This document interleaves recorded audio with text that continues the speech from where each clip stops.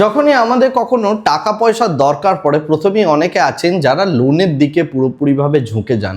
তো আজকের এই ভিডিও থেকে আমি যেটা বোঝানোর চেষ্টা করব যে লোন কখন আপনার নেওয়া উচিত এবং কতটা অ্যামাউন্ট নেওয়া উচিত সেটা আপনি কি করে ডিসাইড করবেন। তো এর প্রথম পয়েন্ট হচ্ছে যে প্রথমেই লোন নেওয়ার আগে আপনার জাজ করা উচিত যে এর কোনো বিকল্প ব্যবস্থা আপনার কাছে আছে কিনা এবং আপনি কোথা থেকে লোনটা নেবেন, অর্থাৎ কোনো এনবিএফসির কাছ থেকে, কোনো অ্যাপ বেসড লোন, নাকি আপনি ব্যাংকের কাছ থেকে নেবেন। এবং লোনের বিভিন্ন রকম প্রকারভেদও আছে, তাই সেই কারণে আগে আপনার কোনো বিকল্প ব্যবস্থা আছে কিনা সেটা আপনি দেখে নেবেন, তারপরে লোন নেওয়ার কথা আপনি ভাবতে পারেন প্রথমত। দ্বিতীয়ত হচ্ছে এই যে লোনটা আপনি নেবেন সেটা আপনি পরিশোধ কিভাবে করবেন সেটার দিকেও আপনার অ্যাকচুয়ালি নজর রাখা উচিত। অর্থাৎ পরিশোধের যদি আপনার কাছে সামর্থ্য থাকে তবেই আপনি এখানে লোন নেওয়ার একটা পরিকল্পনা করতে পারেন।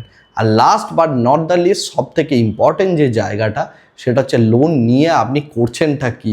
আপনি কি লোনটা নিয়ে কোনো একটা ফোন কিনবেন, কোনো একটা গাড়ি কিনবেন, বা এই টাইপ অফ ডেপ্রিসিয়েটিং যে সমস্ত অ্যাসেট আছে, অর্থাৎ যে সমস্ত জিনিসের পয়সা ক্ষয় হয় বা আপনার লাইভলিহুডটাকে বজায় রাখার জন্য, ভ্যাকেশনে যাওয়ার জন্য আপনি লোন নিচ্ছেন, এই রকম বিষয় হলে লোন অ্যাভয়েড করাটাই শ্রেয়।